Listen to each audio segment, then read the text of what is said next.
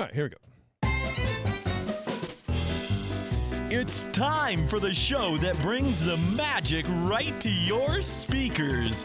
Ears up! Hey, what's going on, everybody? Ears Up podcast. We are back. Well, I did a magical chime. I didn't even mean to. I fat-fingered the soundboard here. We can hear that again. Oh, it's lovely. It's so good. It's so nice and kind and magical and you know, animation and magic and mystery and wonder. Eventually, this is going to be the new Disney parade. It's just going to be this sound over and over again. It's going to be the nighttime parade that's coming to Magic Kingdom. Yeah, and they're going to haul out Bob Iger, and he's just going to be standing on a golf cart, and this is going to be playing. Yeah. And people are like, "Yes, I love it." I swore I did. It took them 4 years to figure out that. Yeah. Anyway, what's going on here, everybody? We got Eric here. Taryn's going to join us in a little bit, but right now we are speaking with Dane, and he is the director of a great documentary about the animation department in Walt Disney World called Behind the Glass, the WDW Animation Building. Dane, welcome to the show, man. Thanks for joining us. Hello. How's it Thanks going? for having me. Yeah, of course, man. Yeah, I was excited. This is as a self-proclaimed Disneyland-centric fella. I don't really know too much about Disney World or what even goes on over there. I'm not, half the time I'm not even sure it's real. People talk about it and I go, I don't understand. What do you mean? Ooh, I do. I know about them. Yeah, Eric. Them Walt Disney Worlds. Eric here is our Disney World guy. You know, we default to him with everything because he kind of knows. He lives in that world.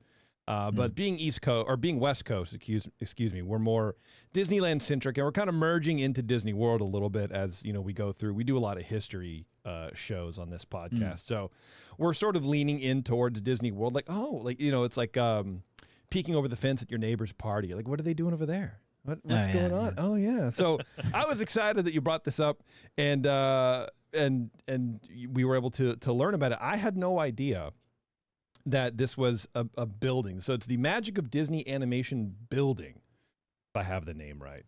Yes. And essentially what it was a working animation studio that guests could walk through and like watch the animators like working on real projects. Like, right? Exactly. Yep. That, to me, that's wild because it's, you know, and someone addresses it in the documentary a little bit, but what was amazing to me is we got a tour of Pixar out here in Emeryville a couple years ago. I don't know, 4 or 5 years ago. And we couldn't go through the actual animation area because they were working on some project, some like top secret thing, or they were in budget. Yeah, they were like, we got a week to do this. Yeah. So do you know how they would handle stuff like that in this? Like, was it, you know, stuff that was deemed too sensitive couldn't go so the public could see, or do you know about the inner workings of that at all? Yeah, I heard a little bit about that. And yeah, some of it is talked about a little bit, but honestly, there wasn't really that big of an issue with that. The whole reason that they did the building was that they wanted to show people this kind of stuff. And back then, there wasn't internet. This was 89. Wait a minute. Hold on. What? Well, I should say there was AOL, but like portable camera, stuff like that. It was. You weren't streaming. A lot different. Yeah, people weren't live streaming what was going on. I gotcha. Yeah. Yeah, it was a lot different than today. For sure. So it was much easier to see somebody with a giant VHS camera than, you know, one of these. And so they said no pictures or videos from guests coming in. Okay. And besides on the floor, you could videotape. That's why there's a lot of videos of the like Back to Neverland short and the Classics Theater, but there's not a lot of video from guest point of view of the animators. Yeah. Because of that rule. So that's how they kind of stopped that, because it was, I would imagine it was kind of elevated a little bit. You couldn't really see exactly what they were working on, like the pictures themselves. Yeah. But you could kind of get the gist of what they were actually doing. Yeah, you see a lot of backs of people. Yeah, like you couldn't like take pictures and leak anything really. Yeah, and you know, looking at the footage that you have in the doc, it is very, you know, they're elevated. I don't know, like 3/4, like 45 degree angle looking down, and kind of far away. So you could see people flipping maybe. Mhm. And, and that's about it. But that's still pretty awesome. And I feel like that's what Disney does really well is they give Yeah. you the behind the scenes look. They open the kimono a little bit and go like, this is how everything is done. And that's what people want. So I was disappointed when, as soon as I saw the subject matter, I'm like, I've never heard of this. That means, and this is how smart I am, that means it's not there anymore. And that's sad. I don't Yeah. like that. Yeah. Yep. So what inspired you to put this thing together, man? Yeah. So, I mean, most people don't know about it. Yeah. That's the reason I was inspired to make it. Okay. There was a great book that came out in like 21, Okay. 22, something like that. Yeah. And it's actually what partly inspired the name of it. The book is called Behind the Glass at the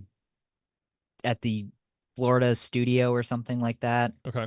And like the actual title is like Disney Renaissance Years Behind the Glass at the Florida studio.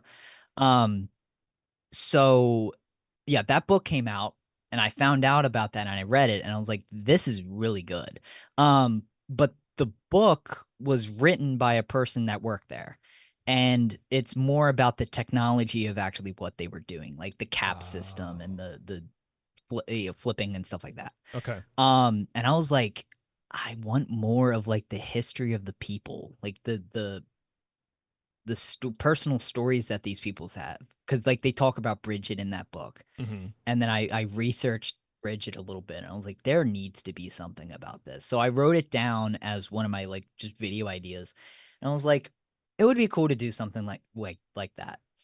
And I like to have a big project every year. Okay. So when this year kind of came, and I didn't have anything yet, this was probably March of last year.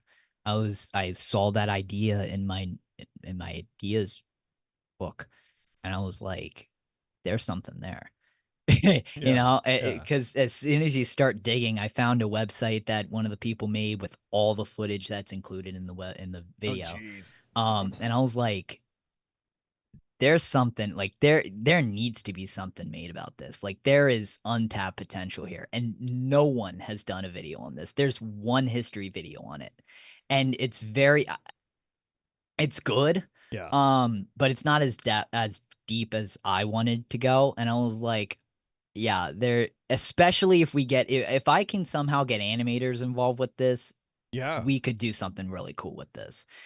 Yeah, and what I like what you did is you didn't stop at the history of the building, like you just said, you wanted the history of the people and the stories behind what happened. And I think that's where Disney kind of falls apart a little bit. They at some point along the way, it feels like I don't want to say they lost their humanity, because that's a very dramatic thing to say, but it is very much like, here's our technology and we're great, and the people behind it who make it are awesome. The end. And then they just move on. But you were able to really tackle those things and learn about how people were even involved in this project, and we'll like get around to that. But you mentioned that lady Bridget. She was an animator who passed away from cancer, unfortunately. And there's a lovely tribute, and it's in a good part of the movie too. The pacing is really good, where it's really up, and then the Bridget parts come, because every documentary you need to take down a little bit. Yeah. And get human and humanize your subjects again, because I think at some point you kind of go, oh, well, these are people who drew, who cares, right? But no, they're like real people. And there was a very touching moment where basically the company allowed the animators to build a garden in her honor, and it was like the fact that the company allowed them to do that is awesome. It's just a really good moment from all sides.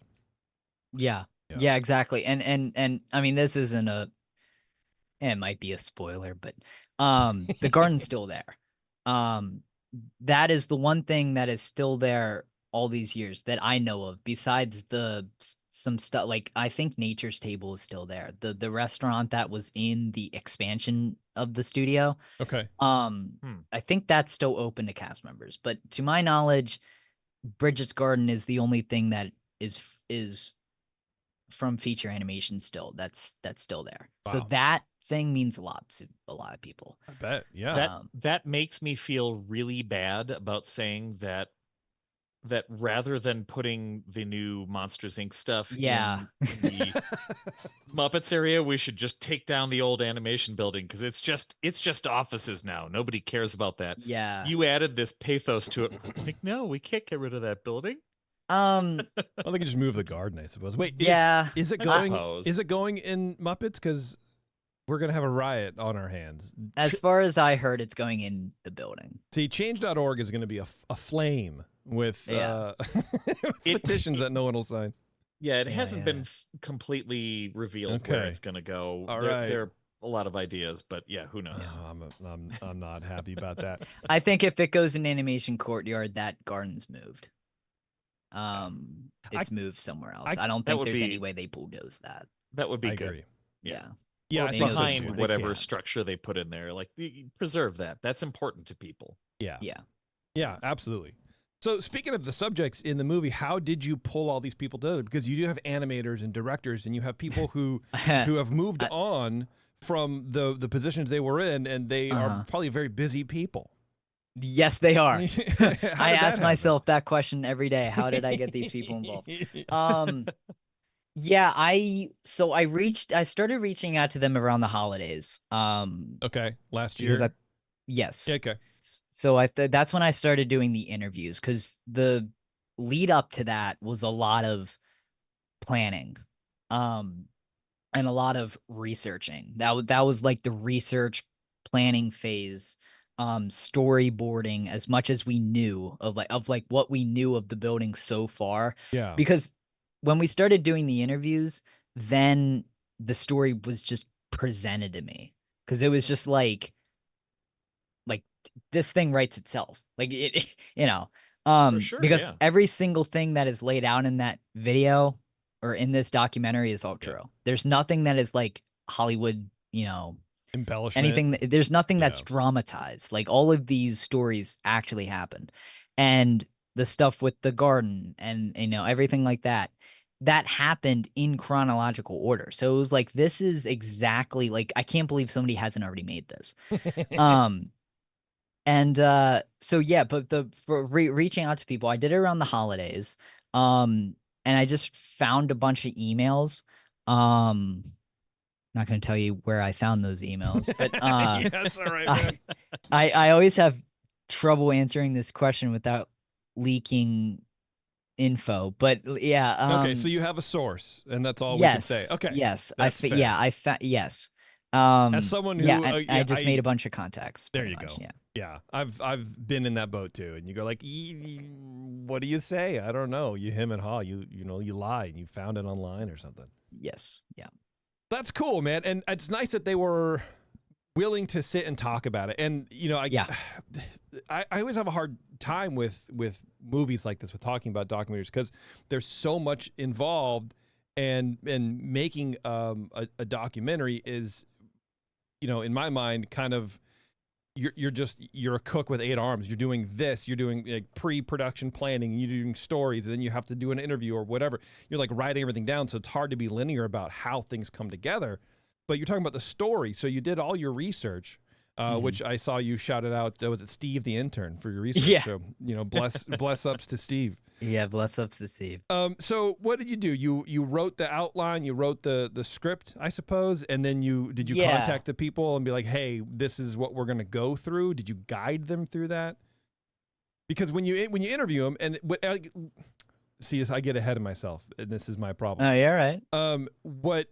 What I look for in a good documentary is when all of the stories that the interviewees are giving kind of line up and they jive in sequence. And I think that's just like a sign, number one, of good preparation and good planning, but like good editing also. Because you have 3 or 4 people telling the same kind of story, so you get the same basic perspective. And I like that. And to me, that's like you're 60% there if you just have that aspect of it. But I imagine that's really hard to do. How does that aspect come together? Yeah, so pretty much Steve works with me on all of my videos. He is my researcher / writer, kind of. I'm also a writer, but he's kind of like a fact checker, researcher. Okay.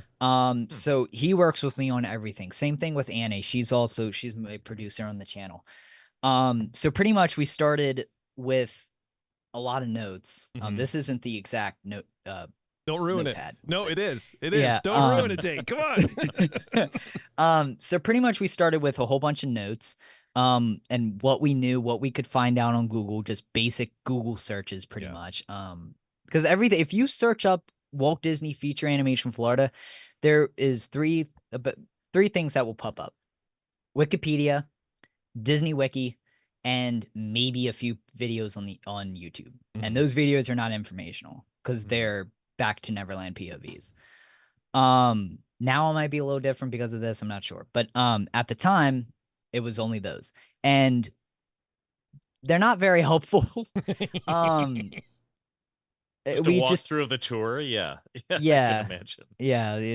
that took that footage in the film of the walkthrough of the tour, that took me forever to find. That was not available on YouTube. Wow. Yeah, most of that footage is not available on YouTube, and I was very happy when I got that.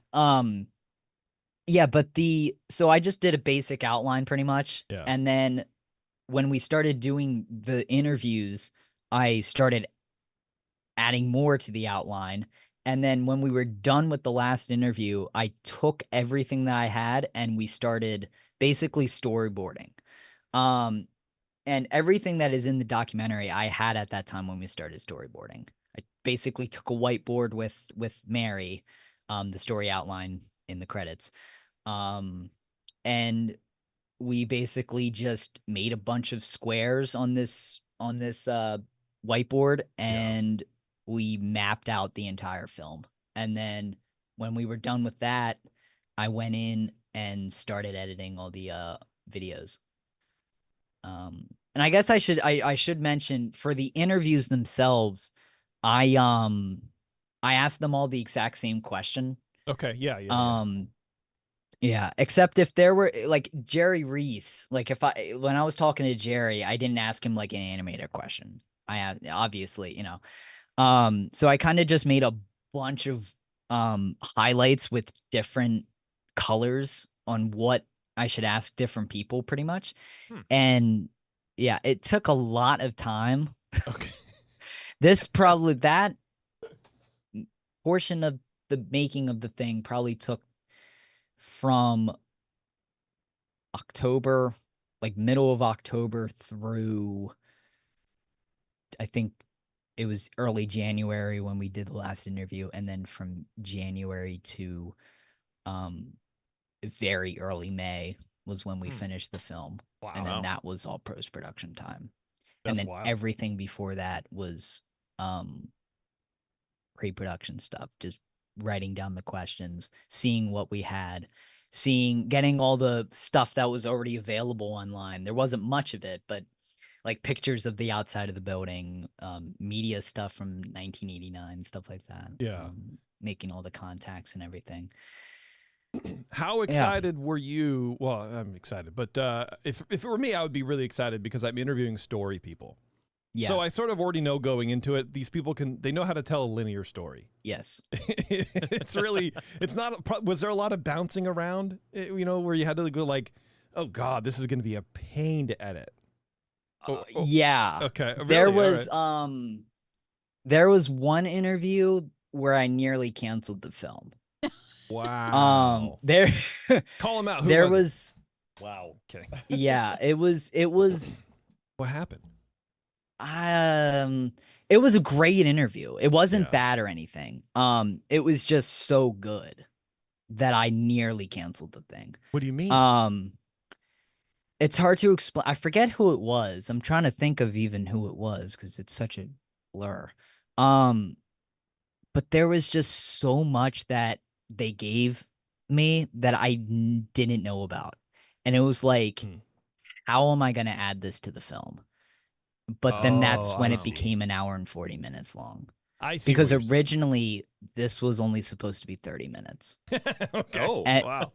the original outline was a 30-minute film, and then this interview happened, and then it was an hour and 30.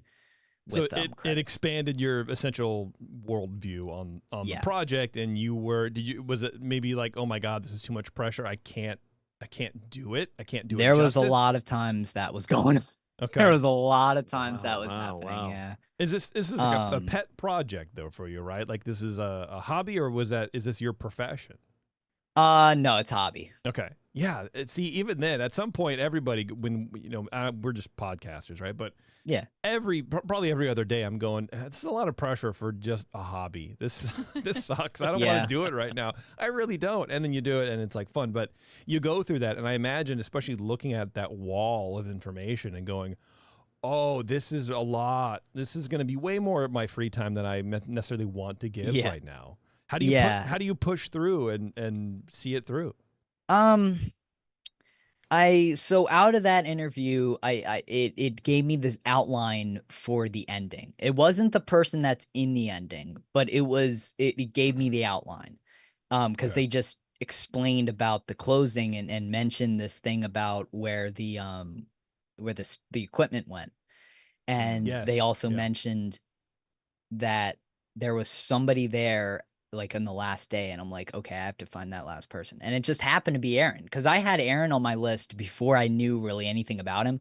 I just knew that he was there from like day one. Yeah. And it just so happened that he was also like the last person to walk through the door as an animator, Damn. which was nice, Yeah. because then I didn't have to find somebody else. Yeah. Well. Yeah. And yeah, so they gave me the ending, and I was like, okay, so I have the ending, and then they gave me a bunch of other stuff, and I was like, how am I gonna do this?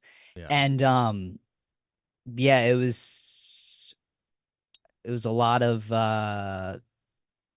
talking to myself, really. I mean, at some point, and- you go too far, you can't turn back, or you've wasted more time than you would waste finishing. Yeah, Yeah. I didn't think it was a waste of time. I was just like, I don't know how I'm gonna do this, but just hearing everybody's stories and hearing how so many people that were in this were very excited for a thing like that, because this is not the first time that something like this has been tried to be made. The film, you mean? Yeah. Yeah. They've tried to make a film about this before. It's just never gotten off the ground. The animators involved? Yes. Okay. And Really? Okay. yeah, and I did hear that because of this film, things are being talked about, but I can't talk much more about that. Wow, that's cool, man. Look at you. Yes. Yeah, so I just kind of like I was like, these people deserve their story out there. Like there's, if I don't do this, it's going to not happen ever. I was afraid. So Yeah. that's the whole point I made it, because it was just like, it's not a personal game. Like I've seen a lot of growth on my channel, and that's all well. That's great. I'm not complaining about that at all. But that was not the point of making the film. The Mhm. point of making the film was presenting a great story. Yeah, I mean, I was watching this thing. I'm like, this kid doesn't even have ads in his documentary. What's going on? Why is he monetizing? Let's go, baby. We gotta Yeah. get $5 from YouTube or whatever it is. Yeah, These well, that folks was clearly actually- wanted to tell their story. Yes. Yeah. Yes, they you did. You could feel that from them, and that's what really struck me. It took a few minutes to kind of get into it, and then once I started identifying these people, like this attraction was part of my childhood. I remember going to Disney MGM in the early days, and really looking forward to going through this. Well, I this don't know. area. I don't know if you can say childhood at your age, Eric. You know, Yeah, okay, whatever. I don't know. Yes, in my late 40s, I remember going to Disney MGM. I think you're younger than me, which makes it funnier. Yeah. Yeah. But it was, that was so cool to see all this stuff happening, and then to hear their stories firsthand. Like, you had me, like, after it only took a few minutes. I'm like, okay, I'm in. Hour and a half. Let's go. That's exactly why I wanted animators telling it, because I was like, they're Really? gonna tell it better than me, obviously. Like, it's gonna be boring listening to me tell the story. It's gonna be really cool for them to explain it. Yeah, you had a little bit of both in there, which is good. I mean, not you, Yeah. but scripted. Yeah, and some of the best interviews we've done are people who wore boots on the ground and are just telling stories about their time, and people are always going to want to listen to that, especially in a thing that's no longer there. I mean, Disney fans have this, maybe it's an obsession, maybe it's a cult-like kind of thing for what's not there anymore. Yeah. We want to dig it up. We want to learn about it. We want to, we want to lament the fact that things have changed and it's not there. And sometimes that's not healthy. And sometimes it's warranted. So, you talk about at the end, like the Animation Academy or whatever. It's now the Star Wars launch bay.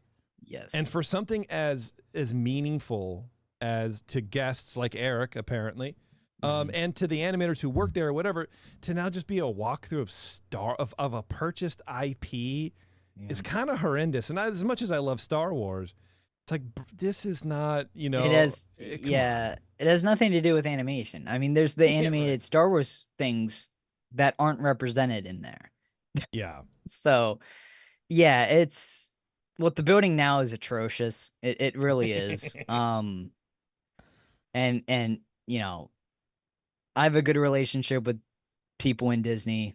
But I will say that I've never had a single conversation that has said anything good about Disney or about not Disney, about Launch Bay.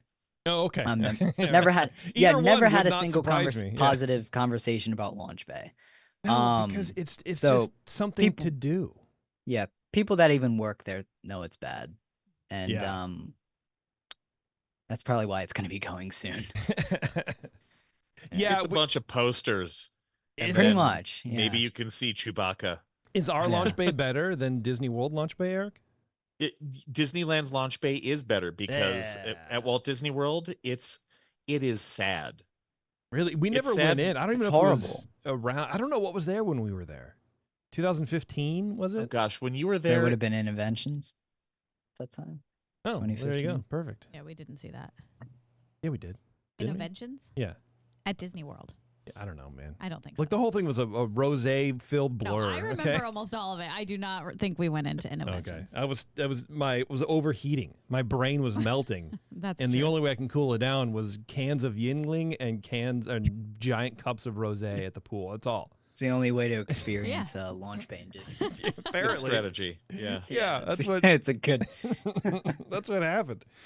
Yeah, I like the timeline that you took everybody through, where from the one of my favorite parts came early on when they were like, Eisner was basically going, hey, can you take some of that land that you got and just make a soundstage? And I'm like, it's like the most Eisner thing I've ever heard of, and that's it. And then it happened. Like, oh yeah, okay, great. That's neat. It's interesting to hear about the scale and some of the infrastructure and logistics, I suppose, of how these animators going, like, how are we going to staff two full-time animation studios on either coast that are just tied to both of our parks, sort of, kind of, but not really. That had to be insane. And so you go through and you talk. I mean, you talk to the HR lady, someone from HR, about hiring people, and there's a lot of in me that's going like, well, you had to hire people just off the street almost to get bodies in first. Well, what I loved about that part of the film. Hi, I'm Taryn. Hey. What I loved about that part was that there were some photos and things of these college students and these just college art students, and I had this like intense like jealousy of like just that time of like, can you imagine being in art school at some college and just having Disney come in and basically hiring anybody who's willing? Like, it didn't even sound like they were very like, if you had experience in paint, let's try it out. Yeah, like, you get a paint test much. and you do the thing. Yeah. Can you imagine just like starting your career with Disney because they just showed up at your college while you were a junior or whatever? They needed a warm body with a paintbrush. Well, and one of the gals in there, and I forget her name, she's like, I think they said there was 70 people It was a 70-person studio when it first opened. Probably 68 of those were straight out of college. That's amazing. There were so many straight out of college people. I bet. Very young people making their first films in that studio. What an excellent way to start your career. Yeah. Well, and one of the gals, I forget her name, she was like, I got promoted, basically fast-tracked every movie that came through the studio. I got promoted, not because I was Rachel. Yeah, Rachel. Yeah. Not because I was good, but because they needed somebody to do the thing. And I'm like, you're a vet now. Well, Rachel came in, and the first actual film she worked on was Lion King.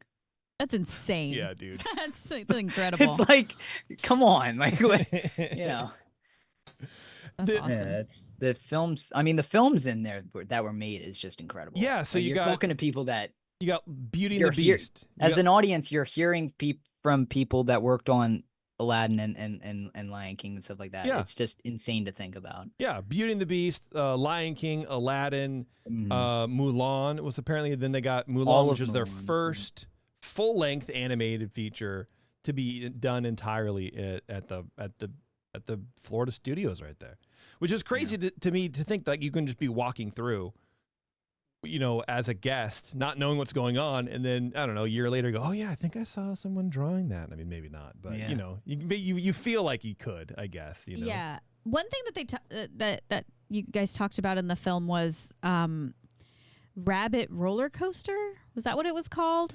Like the roller coaster rabbit. Roller Coaster Rabbit, which everybody talking in the film talked like this was like a well-known movie, and I'm like, I have never heard of this in my life. I never heard of it either too. I was like, oh, this looks great though, I gotta watch it. I'm like, I'm a big Roger Rabbit fan, but I was like, what did I miss? Yeah. Apparently the first thing made at the Florida Animation Studios. Yeah. Dude, I can't remember what movie that short appeared before, but I know I've seen it at least once. I love Roger Rabbit too. One of those shorts was one of them was before Dick Tracy, but I don't know what. Maybe it was Honey, I Shrunk Kids. Maybe that's it. Honey, I Shrunk Ourselves or something, because was that 89? Honey, we shrunk the short. I don't know. Yeah, it does sound familiar. And I Shrunk the Baby or something, because there's probably 15 of them. I mean, it blew up the baby. Blew up the baby. Yeah. Yeah, Honey, I Exploded the Child. That's a different movie. There's a big heart section, I suppose, in the movie where you're talking about the animators, and they're basically saying we were from all over the country and we relocated to Florida and we didn't fit in anywhere. We didn't belong, and so we just were each other's family, and we hung out not only just at work and but we would go walk around the park, or we would hang out at on the weekends, and our families would get together and we would have birthdays, and they were a real community of people. Yeah. And they would go to Disney Springs, I guess now, or whatever. They would go to the Virgin Record store and buy CDs, and they go shopping. And it kind of reminded me sort of like Walt's original vision for Epcot. Without the living there, where it's we're working there, we're playing here, we're spending all of our company script in this thing. But it was really cool and strangely beautiful in a way, where these people didn't feel like they fit in, so they had to just form these familial bonds with each other. And that's the story that you're talking about, and that's what you could miss if you don't talk to these people. If you just go, well, the building was built in 19, whatever, and these movies were made, and that's it. But that's not, there's that deeper personal connection that you get to in a really nice paced manner. Yeah, all of these animators that are in these films are just so. I mean, everybody in this film, not just the animators, the everyone up to Bob Weiss are just so. You wouldn't, if you met them, you wouldn't know that they worked on these incredible films. They are so humble and so nice. I mean, most of them I reached out to, and they got back to me within a couple hours, and they were like, yeah, whatever you need. We've heard that this is happening, whenever and whatever you need, just let me know. That's nice, man. They've helped with marketing, promoting the film. One of them, it's actually being screened in Lancaster, Pennsylvania, where I'm from. because of Matt Novak, who's in the film. He works at the Pennsylvania College of Art and Design, so he got it there, and that's being screened on November 1st. Nice. Yeah, Rachel is such a nice woman. I'm going out to California actually this week, and she's just like, when I want to go out to dinner, I'm like, yeah, a Disney animator, sure, yeah, Is she still working at the company? Is she still a Disney animator? Nice. Yes, she is. Yep, yeah, she works at the Burbank studio. That's cool. She can take you around. Was it harder to get animators who are currently working at Disney to do interviews with you? Because I know that they sometimes have roadblocks. Yes. Rachel is the only one in the movie that currently works for the company for animation. There was somebody who I tried to get in contact with. He was on board. He wanted to do it, and then a division of Imagineering blocked it. Not going to say which one, but a division of Imagineering. Okay. Mark Henn almost got blocked because he retired recently, and they initially didn't allow him to do interviews. So we waited on that one and then came back, and he was like, "Yep, I'll do it." Nice. He was that guy. You wouldn't even know what he did. Like literally, like I forgot I was talking to the guy that created Ariel when I was talking to him. like I thought, like I was talking to him, and he just felt like a fan. Like I was, it's talking, movies with these people. You feel, at least I felt like I was talking to just a fan. It was, these people are unbelievable. Yeah, it's I want to say it's the Disney hiring method, or it's just the fact of working at Disney, where people who have giant egos don't last very long, or or they're not pleasant, or they wouldn't reach out in the first place. But I think you have so many talented people, so many hundreds of working on a film, right? And they keep their egos in check. Because we can all do the thing that we're talking about. You know what I mean? Maybe someone could draw waves better than I can or whatever, but we all can do the same thing. We're all at the same basic level, kind of. So there's no competition. I feel like that makes you a little more friendly of a person. And then, you know what I mean? And it very much, like we've spoken to a few people that used to work at the company, and they're all just you just want to be friends with everybody. And you feel like you're just chatting with your friend, like, oh wait, no, actually, I have to run an interview right now. Yeah. So and it's that Disney connection, it's that Disney quality that it's cool to see a common thread, around every interview that that you get. And I think to a certain extent, to work at Disney, you have to have that level of likability. Mm-hmm. Yeah, Timmy, who's at the end of the film, he worked at the Animation Academy, teaching the drawing. Yeah.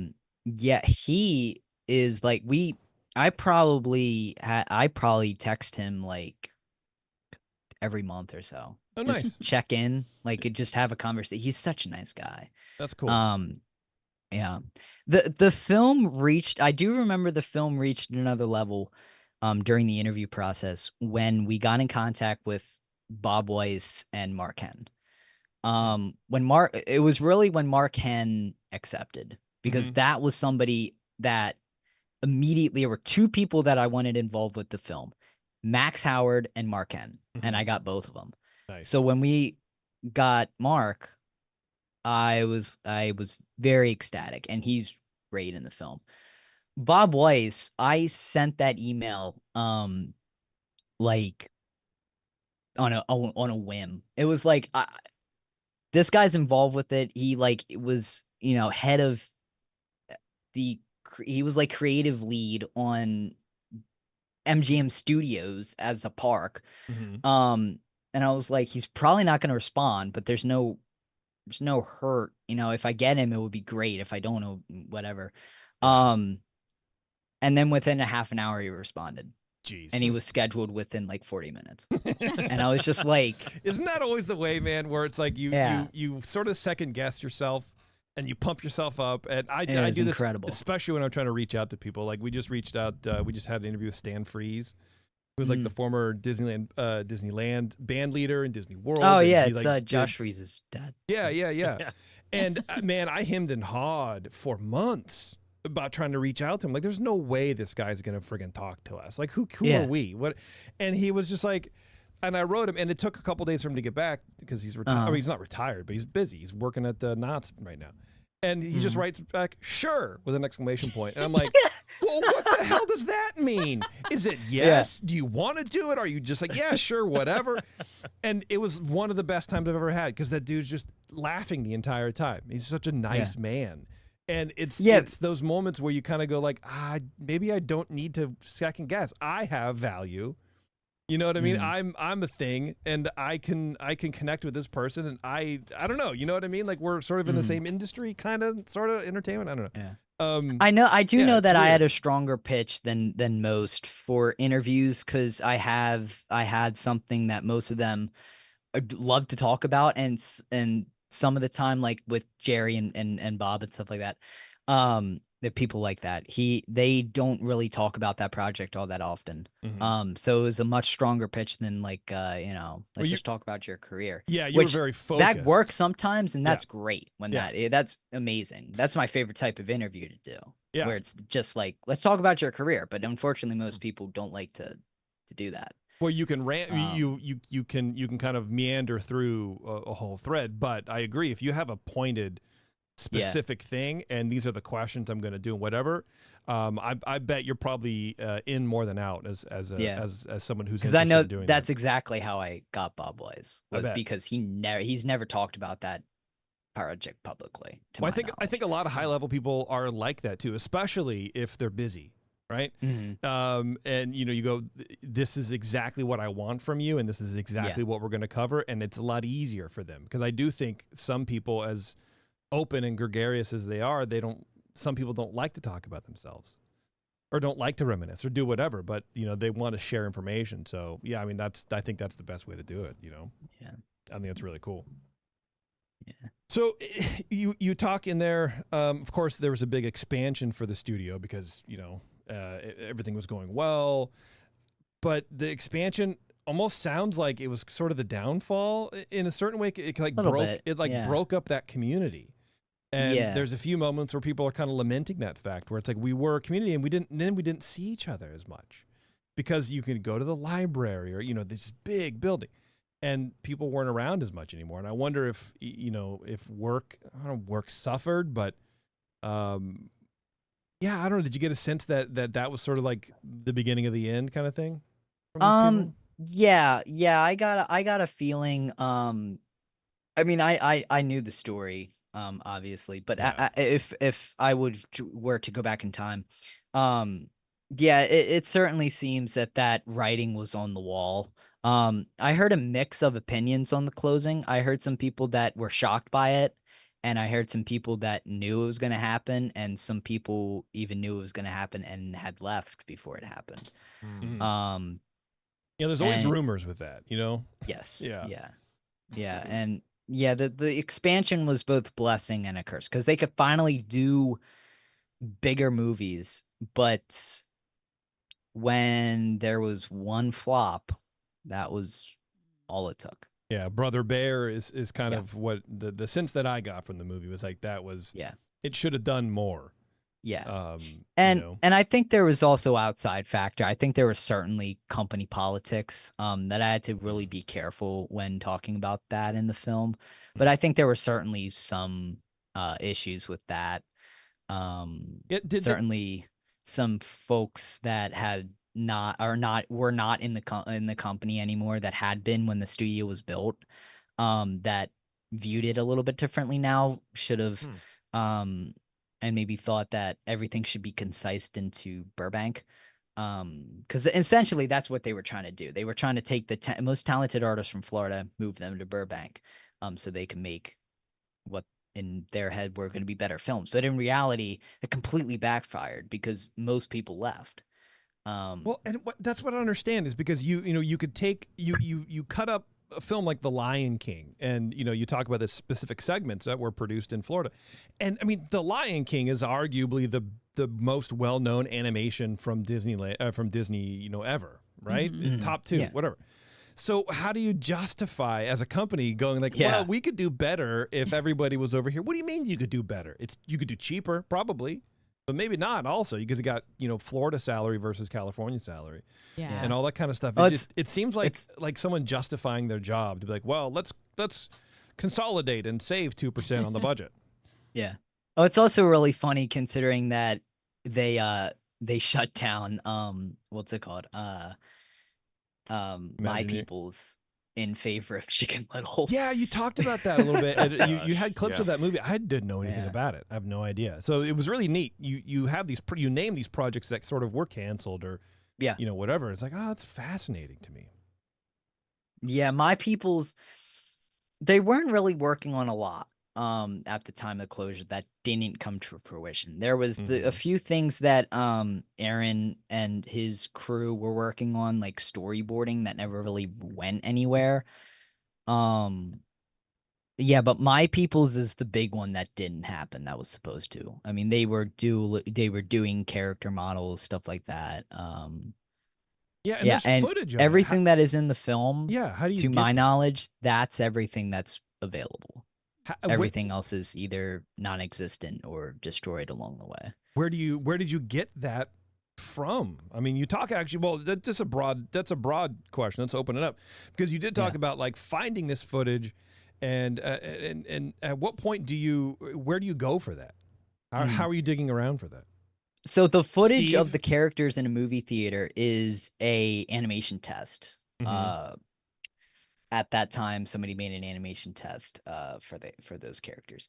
Some of that stuff was from the archives, because I was just curious what they had, and they had the model sheets. Did you get to dig through archives, like visit archives for research? I did not get to visit it, and I did not get to dig through it. But I contacted somebody and said, "Hey, what do you have from My People's?" And they said, "This is what we have," and it was just the model sheets. Cool. Yeah, that's awesome. Are you gonna go to archives when you're out here? I might. It's fun if I'm allowed to. Yeah. See if you can. I mean, it's a weird ask probably, but we've been once. It's a trip, man. Yeah, I think I don't know if I can. I probably could. It's not a secret. I've talked about it before. Somebody invited me to the animation building. Nice. So yeah, I'm gonna get to go there. I don't know if I'm gonna be able to go over to the lot or not. Oh, man. I would like to see the archive building and to see the Seven Dwarfs building and to see the old animation studio, but I don't know if we'll have time for that. Okay. I'm not quite sure about that. It's a great tour if you have the time. That's sweet, dude. Yeah. One thing I want to ask you about, and then we'll let you go because it's getting late. But just from a technical standpoint, when you're shooting interviews, obviously it's like on Zoom, or you're not in the same room with everybody, right? Yeah, it was actually on Zoom. Okay, yeah. And I mean, not that it was like brand specific, but I meant more the fact that like you weren't in the same room with them. But yeah, sure. For stuff like this, where we're just talking, we're mainly an audio, podcast, but we put the video up. So the things like, I don't worry about your camera position or lighting or whatever, but making a movie, how do you release that kind of like creative control, I guess, and be like, well, look, I'm going to trust these guys. They just do whatever. From a audio quality standpoint, it sounds great. Yeah. So you don't have to worry about that. But like, cameras were an issue. They were. Okay. Yeah. That was not something I was going to bring up to them because I didn't really want to. There's a certain point where you can't ask too much, I think. Also. Yeah, exactly. Yeah, I didn't want to like when the reason Bob Weiss is voice only is because he was like out of the office that day. Like something like that dramatically changes the film. That I was like, not really happy about that, but like, what are you gonna do? It's Bob Weiss, and he even said like, if you need to reshoot, just let me know, and we'll we can reshoot something. But I wasn't gonna, I didn't. How much do you put people out? That's the eternal question. Is like, what do you say? How do you Thankfully, we didn't have to reshoot anything. I think it worked. I think what you did worked. Yeah. But yeah, I mean, I did the best that I can with the video. Yeah, what I just tried to do is just make it the actual resolution high quality. Yeah, and I think I got it to 720p. I think. Yeah, and I sure think it looks great. I think, you know, it's very clear that you put a lot of effort into it. And I just mean from a standpoint of like, you know, you're not going to be in charge of what angle, you know, you get like the 3/4 or, you know, because you would want normally, you know, like at least a 2-camera shoot or something like that. You can't have that. So you have the one on. For me, I would be doing nothing but thinking about that the entire time I'm doing the interview, because that's my brain is insane. Yeah. And so I guess I don't know if you're the same way, but if you are, how did you get over that? That's all I was asking. So what I did with that is at the beginning of every interview, I said, so the way that this is what I told him. Yeah. I said, the way that I'm going to be recording this is I'm going to be recording to every interview. I'm going to be recording to the cloud of Zoom. Yeah. Because when you hit record to the cloud, it records whoever is speaking. It takes from their camera. It's not taking from the Zoom meeting. Oh, that's smart. You avoid so that compression. their square will be larger and therefore be higher quality. So I said, when I ask the question, I will mute and then give me a few minutes so that I get off screen before you start talking. Okay. Nice. Yeah. And they did. There was a couple of times where it came in a little too early, but it was fine. I put B-roll over that, you know. So I didn't even notice. As a guy who looks for flaws, I wouldn't have noticed. I wouldn't have noticed. Yeah. I look. I think it's great. I think it's an awesome way to have interviews about subject matter that people care about without having to fly all over the country. Yeah. To figure it out. You know what I mean? And that setup and that cost. And I feel like you did an extraordinary job for the budget that you had and the time that you had to do it. I mean, it's awesome. And hopefully, you know, if there is a project in the works, you can be part of that too, man. You know, because I think it's your, I don't say passion. I feel like it's overused, but I feel it's your guidance in telling a story that came through more than anything, which I think is neat. I don't know. And that's why I guess I like documentaries, especially from, you know, young people. Being old myself, I can't say, you know what I mean? Where it's like, it's, and I guess that's the content creator mentality as well too. Or I'm just going to make this stupid thing. I'm going to make it. I'm going to do it. And I think what that does, it helps people develop how to tell a story rather than getting hung up on technology or, like I said, like what angle do I shoot from? Well, I need this light, or I need to put diffusion on the thing, or whatever. It's like, no, we can just don't worry about it. Just do the thing, right? And I think that's the interest that you have in the topic and the desire that you have to get the story out is very, very clear. And I think I mean, honestly, the camera, that was the least of my worries. I was more focused on how do I make these transitions? You know, that was a big thing, because it was like, how do I guide a story? Even though I asked them all the exact same questions, it was like, how do I guide a story without me talking? Because that was my goal. I was like, I do not want you to hear my voice except for the production logo. And I met that goal. I do not talk a single time in this whole thing. It is all animators and people who worked at the building. I'm very proud of myself for that. I think it's very happy that I met that. Yeah, well, I think it shows that your planning and your writing is very solid, because you can't do what you did without having all of that groundwork laid in the first place. It's impossible. Yeah. So I think it's awesome, man. And you know, I'm only you know, talking about the camera stuff just because that's what I did. You know, I've done a bunch of stuff before too, and it's just like I obsess over that. I've heard worse. I love talking about. No, I love. I'm not, and I'm worried that it's coming across as a negative. No, it's not what I mean. I really want to make that clear, because it's for me. I focus on dumb stuff. Yeah. And I want to know from other creators if they focus on dumb stuff too, or if you're smarter than me and you can go, the story is much more important. I don't really care. Like, I'm not worried about it. I'm talking to these Disney legends, you know what I mean? Yeah. About telling the story that I want to tell. And it sounds like you're not like me at all, which is great for you. You probably sleep really well. Yeah. I mean, I did focus on dumb stuff during this, but I mean, other than that, it was all good. The camera angle was not a good. It was a concern in post production more so than when like recording. Everything gets blown up in post. Everything is like, oh my God, is this gonna? And then it releases. Everyone's like, dude, this is awesome. You're like, of course it is. Mm-hmm. Yeah, Why wouldn't it be? everything works out fine. Yeah. Yep. Anyway, everybody, we've been talking with Dane. He is the director of a great documentary called Behind the Glass, the WDW Animation Building. Dane, where is the best place people can watch this movie? On your YouTube channel? Yes. It's on youtube.com/c/bigbeautifuldiz, or you can just look up Beyond the Glass on Google. It'll come right up. Nice. Yeah, I loved it. Great job. I mean, what else do you do? You were mentioning you're part of like a collective and you have a pod or something like that? Yeah, I do. I do the side podcast. I do that Creators United every once in a while.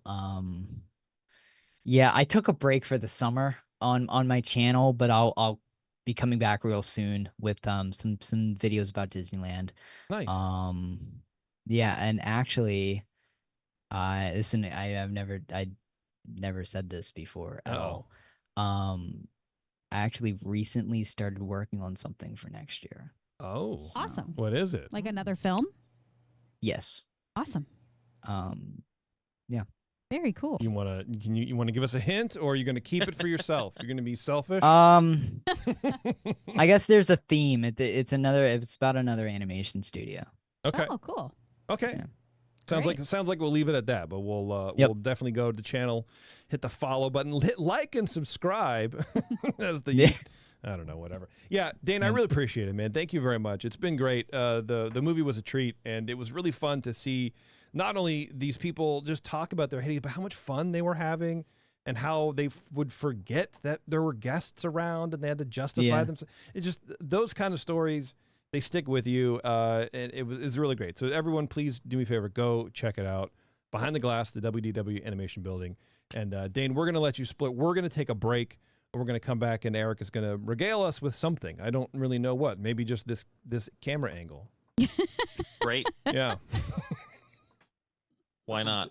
Okay. Anyway, we're going to take a quick break, everyone. We'll be right back. Hang on.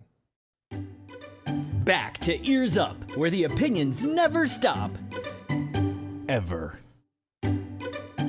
All right, welcome back, everybody. Big thanks to Dane coming on the show, and I just realized he's in Florida. It's 12:30 almost there. Yeah. Poor He's kid's young. like, bro, let me go to bed. No. See, this is not now. I'm going to be thinking about this. He's young. He's not Jeremy. Jeremy, you can feel bad for. God, I gotta go to bed. Jeremy, it's 2 o'clock in the afternoon. The kid I know. was like 19. Yeah, it was a really great. Documentary there, and it's always good to see. I don't know, fan edits. No, that's not the term I'm looking for. It's always good to see documentaries from like not big production houses. Yeah. Or whatever. It was neat. It was really cool, well man. done. Yeah. It was impressive. God, and I know what he meant about like being excited. My voice changed. About like landing these big interviews. I'm like, dude, that's awesome. Yeah, there's so many big people. I wanted to ask, but I figured you guys probably already went over it before I came in. But like, how did he even get their contact? Like, how did he said do that? he was very cheeky about it. Ooh. He was very sneaky. He said, I can't really tell you, but I have contacts. I'm like, say no more, brother. As a fellow contact haver, I get it. Yeah. You don't want to. He's like, I don't want to ruin them. Like, don't worry about it. No. You're good. No. You're good. That's all you have to say. Yeah, it's good to know people sometimes, I guess. Yeah, I suppose so. Yeah. for sure. Anyway, good stuff. So appreciate Dane from coming on, and go check it out. Behind the Glass, the WDW Animation Building, which again I never knew existed, had no idea. But even if you don't really care about attraction history or whatever, there's a lot of cool little nuggets from the movies that they worked on in Florida, like Aladdin and Mulan and Lilo and Stitch and stuff like that. So you get a lot of good trivia, little nuggets here and there, and there's something for everybody, something for every fan base here. Yeah. Yeah, it's good. You know what else is good? If you're going to the parks at all, hit up Concierge. Go to concierge.com.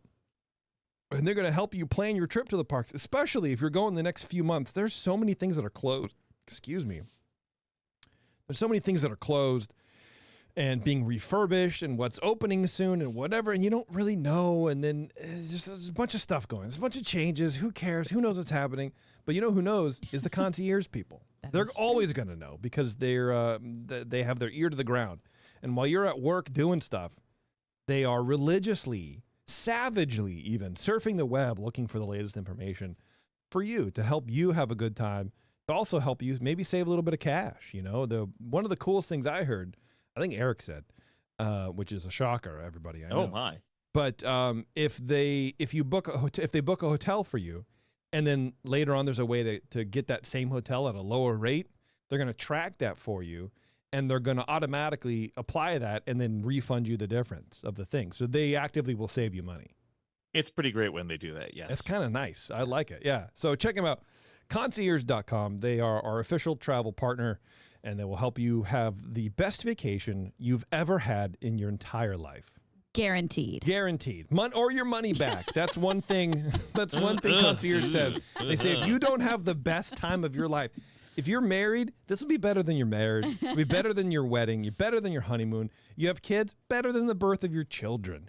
Better than your own birth. If it's not, you get free trip, and your next trip is free too. And that is a Concierge guarantee. You're gonna get an email. Please, Eric's please writing it direct right now. all attempts at refunds to disney.go.net. Yeah, because you don't pay concierge, so. Well, look, man. But actually, then it's true. You get refunded your $0. Okay, yeah, that's fair. All right, Eric, what do you got for us, man? You got a little something, right? Oh, I got a little something about a woman whose name is on a window. That's right. It's another window. Yeah, on a window. That's a weird last name. A woman whose name is on a window. Did I pronounce that weirdly? I'm sorry. I don't actually know if you're joking. Is her name on a window, or is she on a window? Her name is painted on a window. Her name is Main Street. painted on a window. Okay. She's Okay. Native American. So her name is not on a window. No, it's painted. Her name is not on a window. And her last name Okay. is on a window. Got it. Well, off to a good start here. Yeah. Cicely Rigdon. Her window is on Main Street, USA at Disneyland. It reads, Ambassador Finishing School, Cicely Rigdon, instructor. It is right above the China Closet store. This is a person who I really didn't know a lot about until I was on one of the tours that I took at Disneyland last year when I took the Main Street tour where we got to go into Walt's apartment and everything. And the ambassador who was, or the plaid who was taking us through the tour, pointed out that window as one of his favorites because she's the one who started the ambassador program. Oh, that's cool. And she is the only person outside of the Disney family to hold a key to Walt's apartment. Oh. Back when he was around. Oh, I wonder why. Are we insinuating something? Oh my goodness. Oh, let's get into the sordid story. Which is not sordid at all. Oh, that's too bad. Cicely was born in 1923 in Bradford, England. Her maiden name was Cicely Boland, and she married an American after World War II, Glenn Rigdon. That's too bad. And Glenn brought her back to the USA in 1946, and they moved to Long Beach, California in 1950. When her daughters got a little bit older, she decided, well, it's time to get to work. I live in America, and it's the 50s. It's time to get a job. Yeah, yes. Get out of the kitchen and get a job, woman. Right. So Cicely, living in Long Beach, decided the best place to work was Disneyland down the street. She never brought an application. Man, the parks. 50s were a wild time. Right. She just showed up It's awesome. at Disneyland and wanted a job and declared that she would like to interview for jobs. She did this 5 times. Dang. Wow. Good for her. before she finally connected with the head of personnel, Chuck Whalen, who gave her a job as a ticket seller. Chuck went Whalen on that resume and hired her. Chuck decided that she would be a great ticket seller because she could add and subtract. My God. Sometimes, man, you hear stories about women in the 50s, and men just must have thought that women were like fresh out of the jungle. Yeah. Like these are chimpanzee people. And like applesauce brain. Yeah. Or Just something. like, well, you can add it. Did you dress yourself? Yeah. That's why women didn't wear shoes with shoelaces back then. They slipped on because it was really taxing for the women. Jeez. You can add and subtract. God. She looks really pretty and she can read too. She has full executive function over both of her hands. She can hold a pencil. Hire her, but as a pencil holder. This is exactly why we haven't had a woman president yet. Yeah. Yes. because that You're was not wrong. that long ago. No, you're not wrong. Where a woman got a job because she could add and subtract. I mean, Alice could get a job then by that criteria. She should. I mean, I'm sure that it's a little more Well, tongue-in-cheek than that, but that is very funny. None of the men want this job. Who else will do it? Yeah. Well, none of the men could add and subtract, I guess. Maybe there that you was go. it. Yeah. Maybe that was it. That's the last job, and no man could fill it. There you go. Cicely did very well in this job. She sold tickets faster than everybody else, and her drawer was always balanced at the end of her shift because she added and subtracted so well. She really did do better than them. Good job. Yeah. Well, in 1958, she was moved up to tour guide because she was given an option. There were seasonal layoffs happening, and they said, we don't need more ticket sellers. The summer is over. If you want to keep a job here, you need to become something. And she chose tour guide. Very quickly, she was promoted to lead of the entire team. She suggested that Disneyland sell guided tours to guests who were coming in on Greyhound buses. Oh, that's a good idea. So she started That's why she has the key. Damn. There you go. So yeah, you're taking the Greyhound in, and hey, why not buy a guided tour of Disneyland when you get there? Tours at this time started out at the hub end of Main Street, and once they became popular, that was kind of they decided that was a bad area to have everybody congregating, so they established the garden that we see now, which is on the west side of the entrance, just past the railroad. Just as you pass in, it's on the left. That little area. They've got a private bathroom, the little hut. That everybody's in. Yeah, you walk past it. It's easy to miss, but if you go to City Hall, you're too far. Yeah, exactly. But yeah, that's been there since the late 50s, and that was because of her making these tours more popular. You know what? Honestly, if you next time you go to the parks, even if you're not going to meet for a tour, go in the area because you can still walk in there. I think at least when we were there, it is kind of a quiet, unique little space. It is, and you can talk to the tour guides. They're usually hanging out. Oh yeah, yeah. There's usually somebody in the morning. There's usually somebody in there. And they're very friendly. You can just hang out, ask them questions, whatever, learn about what tours are going on today. Nice. Well, through the 1960s, tours rose in popularity even more. She, as the lead, Cicely, designed different tours of the park and trained all of the new guides. She decided that as a proper British woman, she would use her upbringing and establish a sort of standard for all of the tour guides. So she is the one that taught everybody that they had to be proper. They had to use proper British manners. They had to dress in that riding sort of outfit with the plaid. Wow. She established all of this, and she even in the 60s, such as it was, it's still the 60s, but she established a certain sort of cultural sensitivity, like learning how to approach guests from other countries and teaching people to understand that they don't have the same background that everybody else coming into the park might have. So as far as like personal space or things like yeah, that. yeah. I mean, some of those things like don't smile with your teeth to certain cultures, and learn what people want to do, what they find important when they come into the park, and Okay. yeah. So Cool.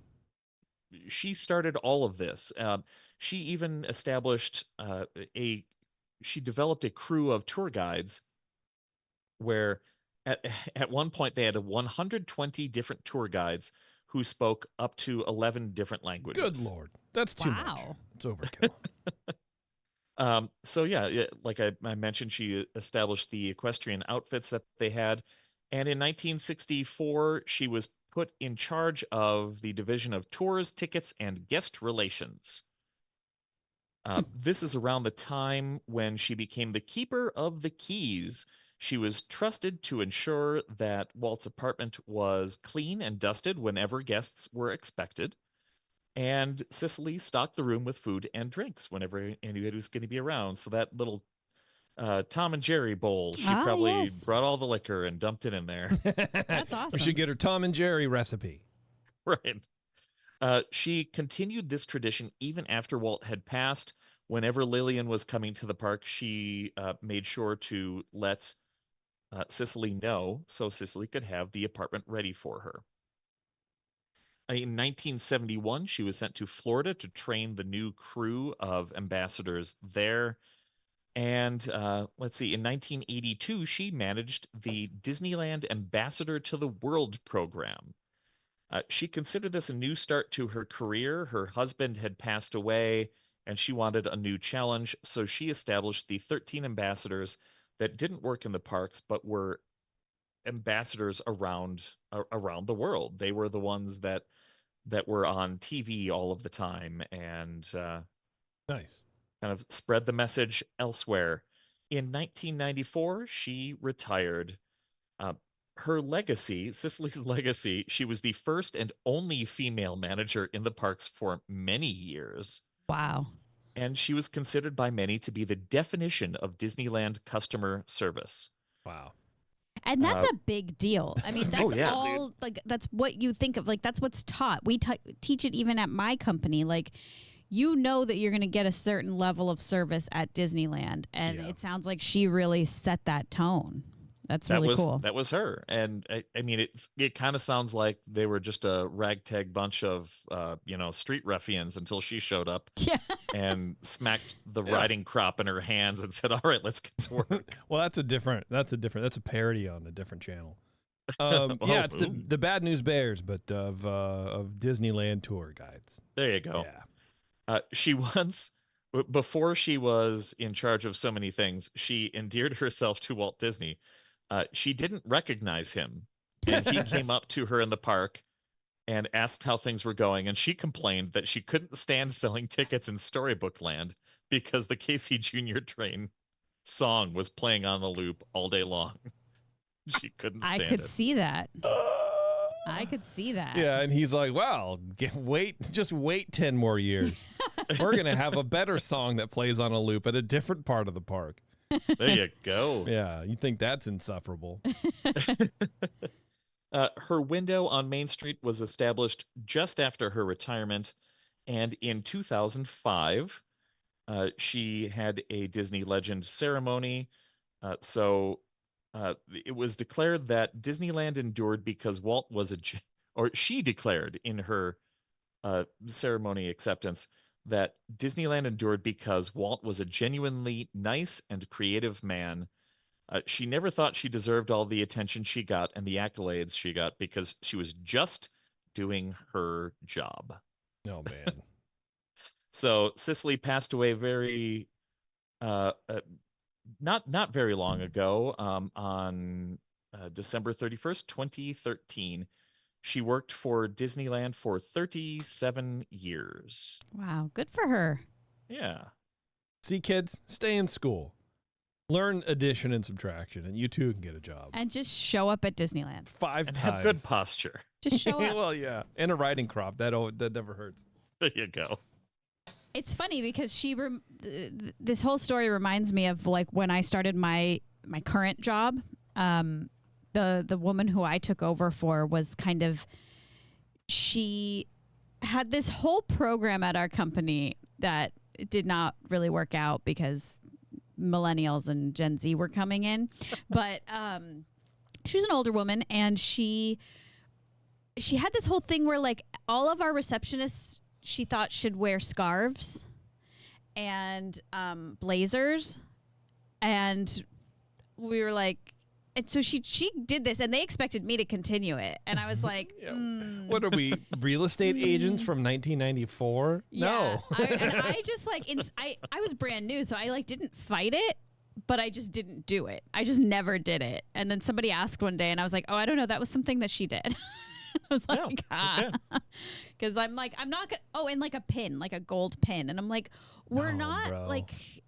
Seriously, it's no. selling real estate in Florida. That's what I picture currently today. Yeah, I mean, she retired. She's older. There you go. She's that generation. Where And you declared this tradition is over the second she handed you basically, I was the like, keys. Yeah, I have the big staff. She clunks it down. I declare that we will no longer look like Blanche Dubois at work. Boom.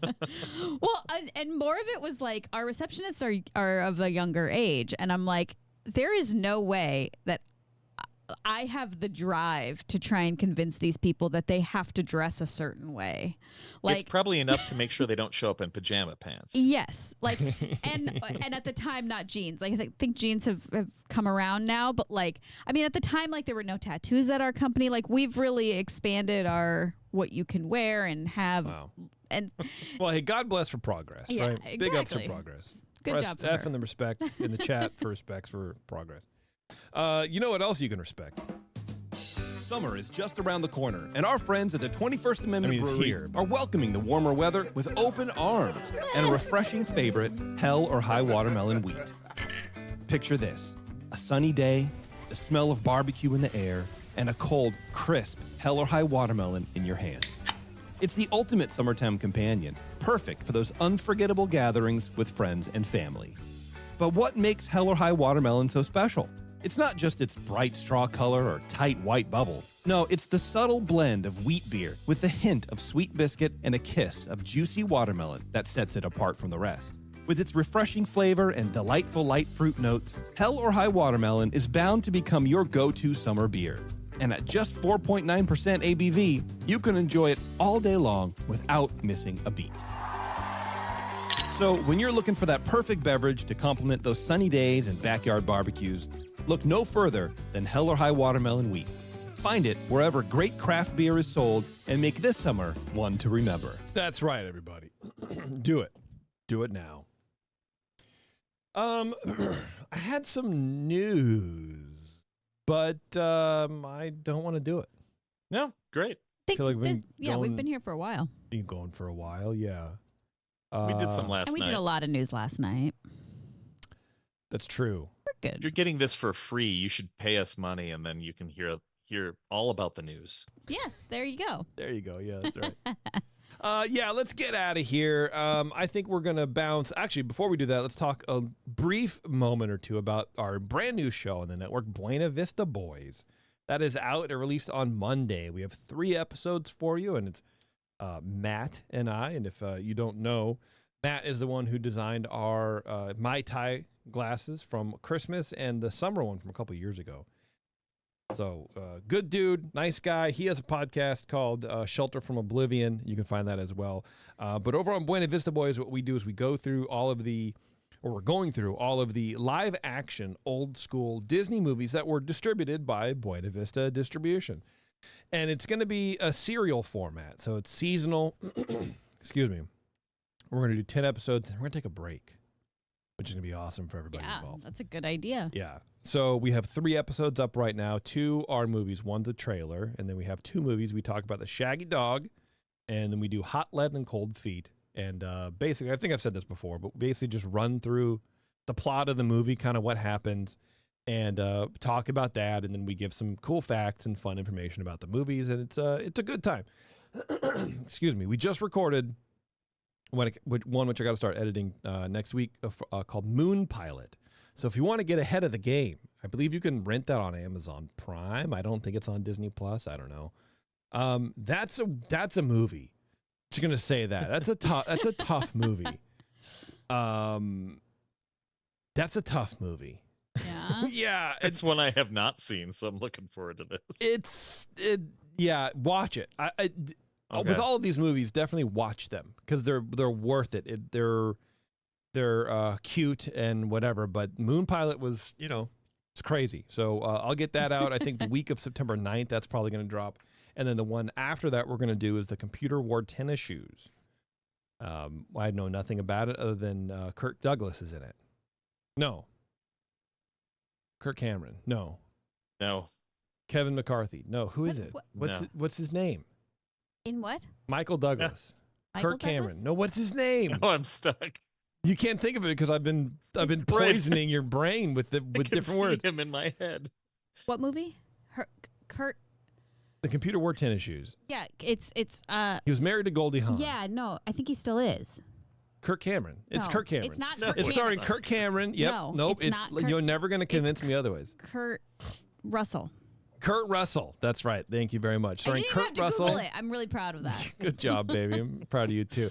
And yeah, he looks weird because he's like 16 or whatever, and he's just very puffy and odd looking. But yeah, anyways, so that's what we're doing over there on Buena Vista Boys. So please go. It has its own RSS feed. Don't expect it here on this one. Go find it, check it out, and give us a few listens, man. I'd appreciate it. And then if you want to know more about all the other shows that we have on the network, or where you can buy cool merch, because we have a lot of nice shirts and whatever, including the Bob Chapek Misfits shirt that I have on right now currently that you can't see because it's a podcast. Go over, check our website, earsup-podcast.com. I'm trying to stall for time until I find this button. There we go. Yeah, so anyway, thank you very much, everybody, for supporting the show. Oh, yeah, join us on Patreon, too, patreon.com/earsup, where you get the secret show and, a bunch of other shows, actually. We have a lot of content that we crank out for everybody, and I really appreciate everybody's support. So, once again, thank you very much to Dane, director of Beyond the Glass. So go check it out on the Big Beautiful Diz YouTube channel. And, drop a comment, man, and let them know how much you liked it. And I really appreciate it. It's a good movie. It's definitely worth your time. And you're going to learn at least one thing, I guarantee you. And that's all you can really ask for these days. It's great. It's good stuff. Anyway, thank you very much, everybody. I appreciate you. And until next time, we will see you in the parks.